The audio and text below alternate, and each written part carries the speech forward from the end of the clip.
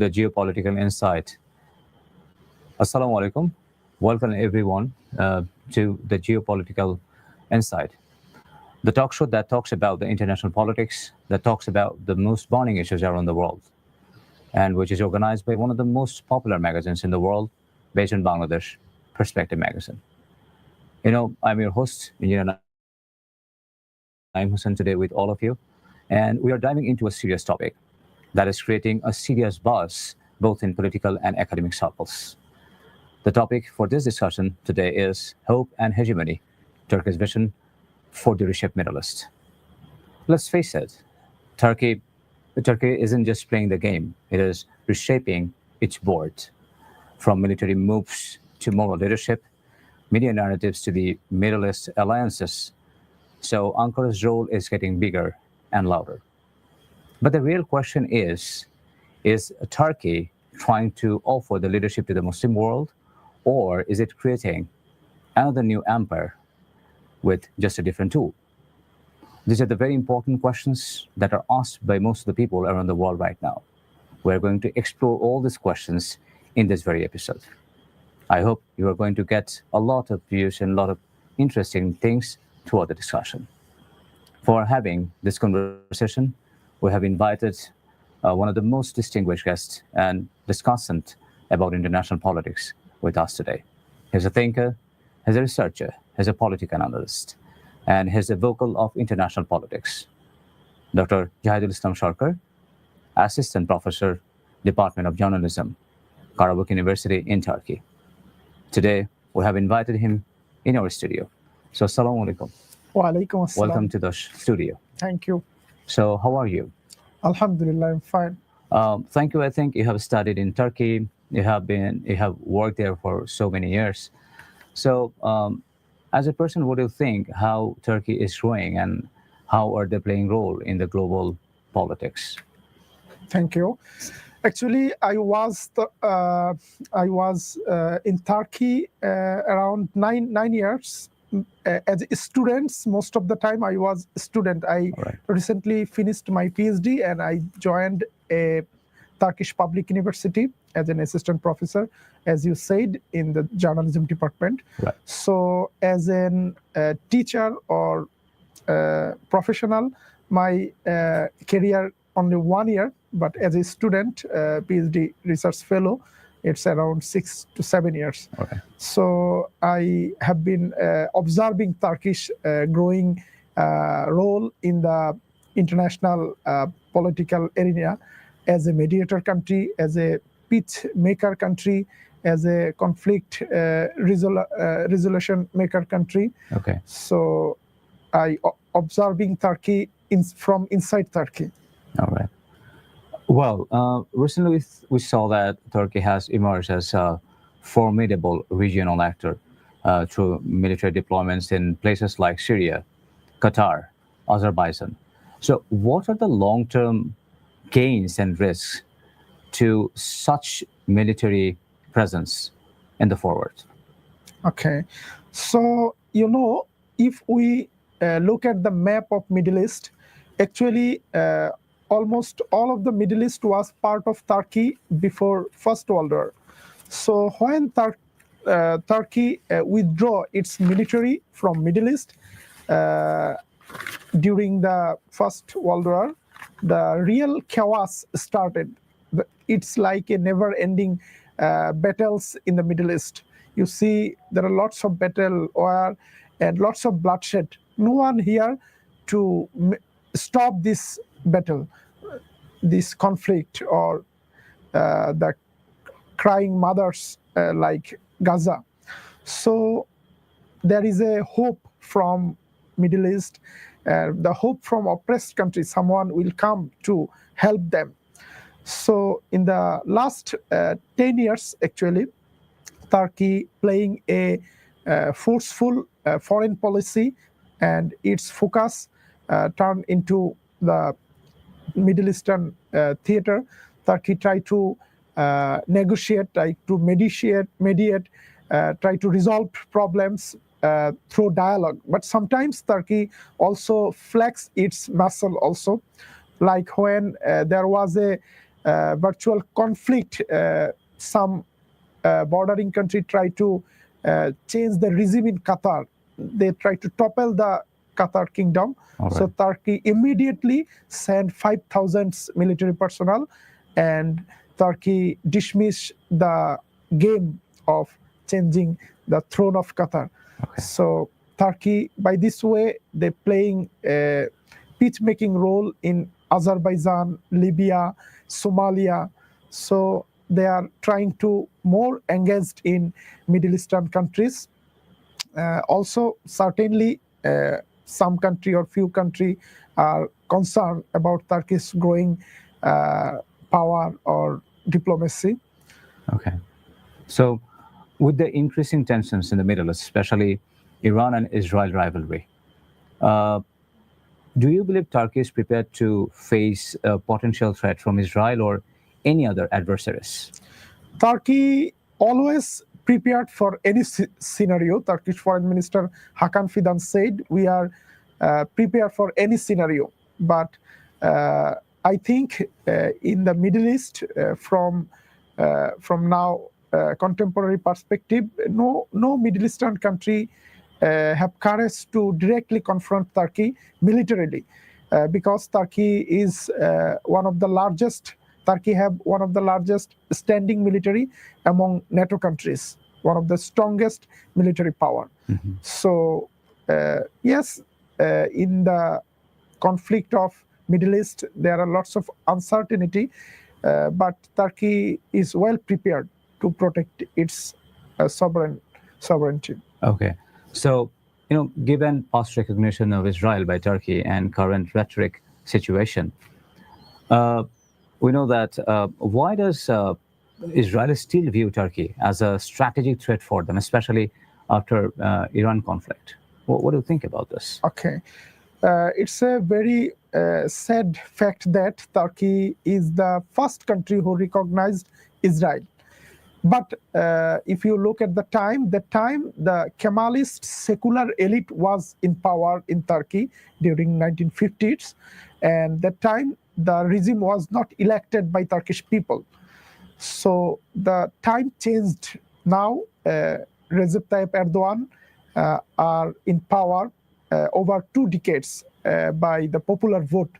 So Erdogan government seen as a pro-Islamic party, pro-Muslim party, pro-Palestine party, and especially they are cooperating with Hamas. They are giving shelter Hamas leaders in their capitals, and they publicly meet Hamas officials.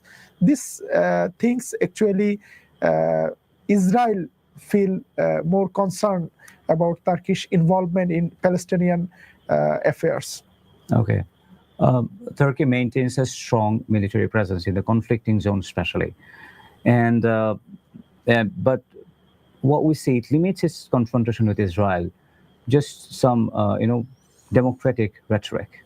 So, what legal, strategic, or political confrontation or constraints are preventing their action, especially to take military action? Thank you.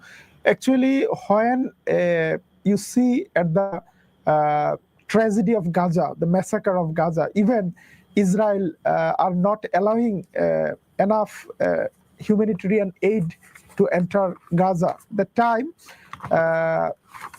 people from all over the world, they expect more action from Turkey. Yes, President Erdogan every day loudly saying something against Israel, against Netanyahu, but no concrete action, especially military action, is seen. That's why there are some negative comment also against Erdogan. But Turkey, as a mature country, Turkey are working with their own plan, strategy, and grand vision. Turkey is not silent. Turkey is working silently with many other actors. Turkey deploying military and building military base actually around Israel. Okay. So Israel is aware about Turkey's activities. Turkey now taking preparation to make a real change to stop the bloodshed. But it takes time. And if now Turkey like now suddenly confront with Israel, maybe Turkish plan will be we will have some problem. Like you see, Turkey is now have a growing defense industry. Okay. They are making their own fifth generation fighter jet. They are developing their hypersonic missile projects. So Turkey now taking time to make fully prepared. And in the last week, Turkish Foreign Minister Hakan Fidan said, if we are involving any war or battle, we will do the best performance. Not only showing we are doing something, we will do that will make the impact. All right. We have seen that Turkey has ideological differences in Turkey itself. So there is a clear difference between Islamism and secularism. So how does this difference weaken Turkey to confront Turkey with the Western or Israelis in the region? Yes, in Turkish society, it is a democratic society. There are lots of different views, ideologies, religion, and language also. So in Turkey, there is a significant percentage of secular people. They don't recognize all foreign policy activities of Erdogan. But it's interesting that in the last 20 years, Erdogan government, they are ruling Turkey single-handedly. Like, still Turkey have a coalition government. All right. But all the minister belongs to only AK party, Erdogan's party. Okay. So for policy, Erdogan, his party, they can take any decision. There is no power sharing with secular. So only Erdogan can take any decision. So that's why they can take decisive decision in emergency situation. All right. So looking at current Turkey's economic performance and military advancements, do you think Turkey could be the global superpower in the future, or will it be just a regional superpower? I can divide Erdogan's regime in two times. The first decade was a economic boom. Turkish economy witnessed a robust economic growth. So Turkish economic growth was just behind China from 2002 to 2011. That time, Turkey was silent about foreign policy. They was actually working along with the European foreign policy, American foreign policy, or NATO efforts. After 2011, President Erdogan formulated an independent foreign policy focused on Middle East. So that time, West and Turkey have some rift in this area. So Western country try to stop Erdogan or try to hinder Erdogan's efforts by pressuring economic means. So Turkish economy witnessed an stagnation and negative growth in the last 10 years. And Turkey witnessed a military coup also. So while in the first decade, Turkey vision, they will be one of the top 10 economy within 2021. But now they are top 19th economy. So the economic performance, it faced many challenges. But in the last 10 years, it is I am optimistic about Turkish growing defense industry. Okay. Turkey is now gaining huge profit from selling drone and many military equipments. They are doing better in defense industries. So Turkish economy faced stagnation for a limited period of time. They regained their economic growth. They are now going forward. I think they need some time to become top 10, but they are committed to become top 10 economy and one of the key role player of the Middle East. All right, so I'd like to ask a complementary question here. Turkey, maybe in the sense of economy, they're standing in the maybe 19th position in the world, whereas India stands in the 5th position. But if we see the influence of Turkey is much more than India, so what are the factors play a vital role here to become the most influential country in the world, though they are not that much developed in economy? What do you think? I think for any country, the influence of any country mostly depend on the leadership. All right. It's not only economy. Okay. Like you can see, Singapore is one of the advanced economy in the world. Asian region. All right. But in diplomatic area, it did not show its strength or right. these types of activities. As you compare Turkey with India, you can look at the two leaders, the Narendra Modi and President Erdogan. Right. For the charismatic leadership, Erdogan convinced both parties in Ukraine and Russia to come Istanbul. Erdogan played as an impartial mediator to resolve the problem between Ukraine and Russia. Although Turkey still not successful, but Turkey successfully made several deals between Ukraine and Russia. They exchange their prisoners. They allow more corn to came to the market. There are lots of success stories. And inside Turkey, Erdogan never oppressed any minorities or any opposition viewers only for political cause. But if you look at India, the Modi have lots of accusation of humiliating minorities and torturing minorities and lots of internal problem. So I think it's mostly for the strong leadership of Erdogan, Turkish role of mediation became more important in the world. All right. So what are the main internal and external obstacles to Turkey becoming a dominant global superpower? What do you think? I think firstly, Turkish economy need to more stronger if Turkey want to exert some power.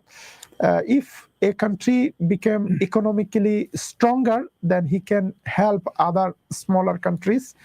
Still, Turkey is one of the large aid giver country. Turkish aid agency, state aid agency TIKA is distributing aid throughout the world. All right. And another problem, Turkey is still not 100% independent for producing its military equipment. All right. Like Turkey did not finish its fifth generation fighter jet project. Okay. Whenever it finished its project, Turkey can use its fighter jet to any conflict against any country. Now Turkey is using F-16. So they have some condition from United States to whom against it can use this fighter jet. Turkey cannot use its F-16 against Greece, against Israel. So there are some constraints. And Turkey was one of the big player in the Mediterranean during Ottoman Empire. Right. But now Turkey did not have any aircraft carrier. But Alhamdulillah, Turkey already built its own drone carrier, TCG Anadolu, and Turkey is now designing a full flagged aircraft carrier. They are try to make this aircraft carrier visible within several years. Okay. So they are taking steps to minimize the gap, but still they need some preparation. All right. So if I want to ask you one question, that is, though Iran and Israel rivalry hasn't finished yet, but how is Turkey preparing for the post-Iran era if Iran collapses under the pressure of West and Israel? So could Turkey be the next frontline state? What do you think about that? Yes, there are some speculation that Israel can hit Pakistan or Turkey after Iran. So there are several newspaper column and some television commentator from Israel. They said Israel should attack Turkish Akku nuclear plants. Okay. Turkey is now posing threat to Israel's security. In the last events when Turkey unveiled its hypersonic missiles, Jerusalem Post published its concern from Turkey for Israel. And the last week, Turkey is preparing to sign a deal with European countries to acquire Eurofighter Typhoon fighter jet. So Israel said, although it's not similar to F-35, but still it's a headache for Israel that Turkey acquire more power. So I think Israel, although it's concerned about Turkish growing power, but it will never courageous to attack Turkey, because stability in Turkey, actually stability is similar stability of Europe. Okay. If Turkish stability become challenging, whole European security will be challenging. All right. So as a integral part of European security apparatus, so Israel cannot allow to hit Turkey or disrupt Turkey easily. By the way, I think Turkey has a historical connection with Palestine and the broader Muslim world. But we have seen that Gaza is affected by Israel a lot, and severely they're affected by them. So how can Ankara balance its strategic and ideologic interests in the case of Palestinian issue? What do you think about that? Actually, Palestinian land was Turkish lands, the lands of Ottoman Empire. All right. Okay, so not only Erdogan, not only Turkey, almost all citizens of Turkey, all people of Turkey, they feel affection to their Palestinian brothers. Still now, today, in the city of Mersin, Turkish people, they throw foods inside bottle to the Mediterranean Sea. They hope this food will go to the shore of Gaza. So Turkey, from the beginning of this conflict, Turkey is the number one country who sent most of the aid. If you see the list, which country sending aid to Palestinian people, Turkey is number one. But Turkey tried to mitigate the conflict by mediation. Turkey offered lots of time both parties to sit together. Turkey is regularly in connection with Hamas leaders. Turkish intelligence chief Dr. Ibrahim Kalin regularly getting information how Turkey can help to make a ceasefire. All right. So Turkey is involving with Egypt and Qatar to make a immediate ceasefire in Gaza and to stop the war. So Turkey is active in negotiation or diplomacy.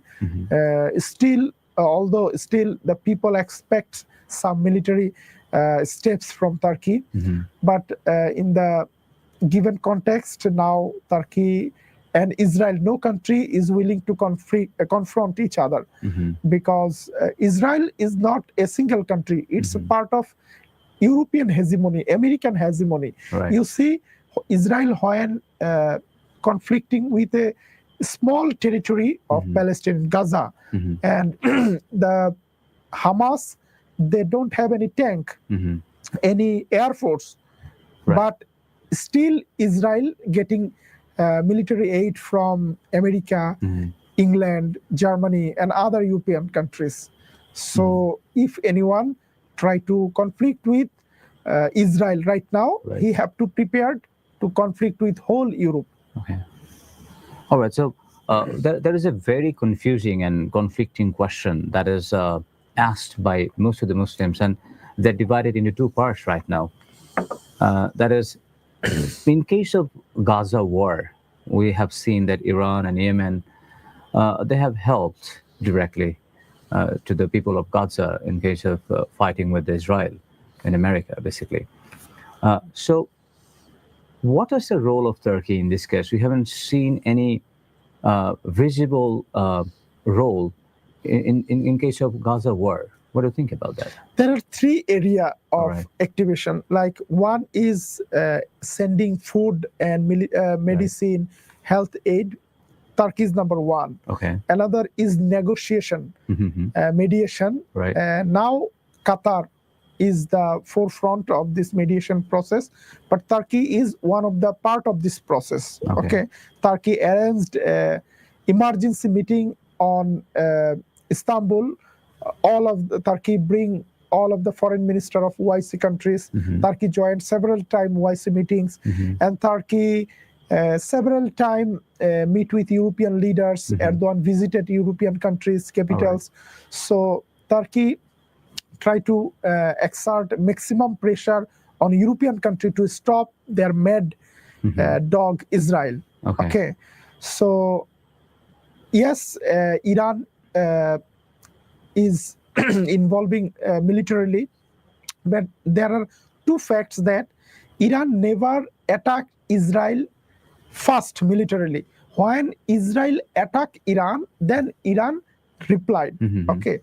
Iran always disturbed Israel by their proxy force, like Hezbollah, like Hamas, Houthi. Okay. But Iran can Iran change the scenario? Can Iran stop the Israel to attack Gaza? No.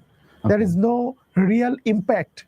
Okay. Yes, there was lots of media portrayal. Iran is doing everything for Gaza. But the scenario is not changing. Okay. So, yes, Iran involving militarily from far distance, but these types of military adventure did not stop the conflict. It actually putting oil in a conflict. Turkey tried to putting water in a conflict. Okay, try to stop the conflict because Iran have no land border with Israel. So Iran cannot actually send their military against Israel. All right. And by helping these types of sending missile one in a week, actually it's not possible to stop Israel. Okay. So Turkey is doing some concrete step to stop Israel. Okay. So what do you think? Let's say if Israel stops right now, immediately, but after getting one more chance again, so won't they start this kind of fight again with Iran and some other Muslim countries? And we have, seen this very quotation from the leaders of Israel and America that after attacking Iran, they will attack on Pakistan, then Turkey, and all these countries they will target too. What's your opinion in this case? Actually, there are two scenarios. One is real scenario in the battlefield, and another is the propaganda mechanism. Okay, so yes, Israeli media, they always say that Israel should attack Pakistan, but it's not a toy of a child attacking Pakistan. Pakistan is one of the strongest country, Muslim country in terms of military. This country have nuclear power. If Israel hit Pakistan, Israel can hit back with their nuclear weapons. And if you see when the last time one of the Israel's ally, India, they attacked Pakistan, Pakistan immediately shot down 6 Indian fighter jets.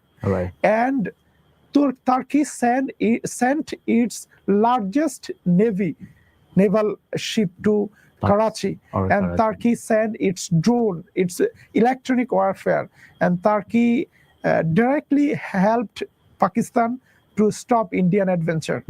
So Turkey, Pakistan, and other Muslim countries are working silently, secretly to protect their sovereignty. So it's not easy Israel to attack any Muslim country and making picnic. Okay, scenery is changing, and Muslim country are now becoming more closer. When Israel attacked Iran, so immediately Turkey and Pakistan show their solidarities for Iran. They said Iran have legitimate right to answer their illegal attack. All right. So, as a leading country, Turkey, I think it's important to be united with the Muslim countries right now. So, how does Turkey play a vital role to unite the Muslim countries around the world?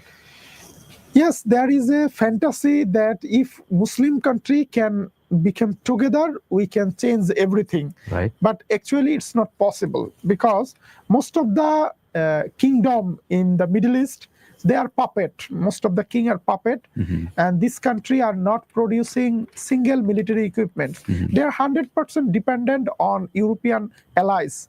Even on the port of Saudi Arab and Emirat, there are European, like British naval ship. They protecting these monastery dynasties. Okay, so you cannot make a unity with this puppet. Erdogan tried several times, especially for Gaza, to make a united efforts. Okay, but it was not possible. I think what happened in the past, it will happen in the future also. If there is a strong Muslim country emerged who can protect himself and other allies, this country can change the scenery of Middle East.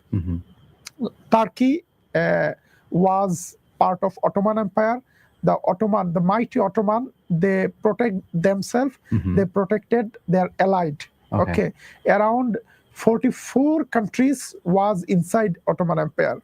So if Turkey can prepare itself within next 10 years, if it can make the nuclear power or nuclear energy and can finish its aircraft carrier, their fighter jet, 6th generation fighter jet, it can protect itself. It can protect the country around Turkey. Its allies as well. So it's a fantasy. The all country will be united. It's not possible. If there is a strong country, this country can help other country to make united. All right. So, thank you. Thank you very much for being with us today. It was a very deeply informative conversation that I have done with you. I'm really excited and very glad today to have you in this show. Thank you very much for providing information in many different dimensions about Turkey and their role as a global leader and the future of Turkey. Thank you for joining this show. And I'm very glad and excited today to have you. And I hope that we'll get you one more time in our show about some other important issues. Thank you to you and your audience also. I have one YouTube channel, Turkipedia News, and regularly I am sharing the latest update of Middle East, especially focused on Gaza. I shared this information to your audience. They can enjoy the latest news and analysis from Turkipedia News. And as I am living in Turkey, you are invited to Turkey and especially Istanbul. And I want to offer a Turkish coffee and baklava to you. Thank you very much. Thank you. Thank you. Thank you very much. We are very glad and excited today to have such a talented and great speaker about Turkish politics and international politics around the world, Dr. Jahidul Sarker. He's the assistant professor of journalism department in Karabuk University in Turkey. So, dear audience, to have enjoyed a very different kind of discussion about the politics. There are lots of confusions that have arisen among the Muslims, among the people of the Muslim world or Muslim countries. I hope that there are some confusions that could be reduced throughout this discussion. Our speaker has tried his best to provide the best information, authentic information, that actually can give us the real scenario of the Muslim world today. Thank you once again for tuning into Geopolitics here at Perspective Magazine. I hope we are going to have some other discussion about some other international political issues in some other conversation or talk shows. Thanks once again for joining with us today. This is Nayeem Hossain signing off. Allah Hafiz.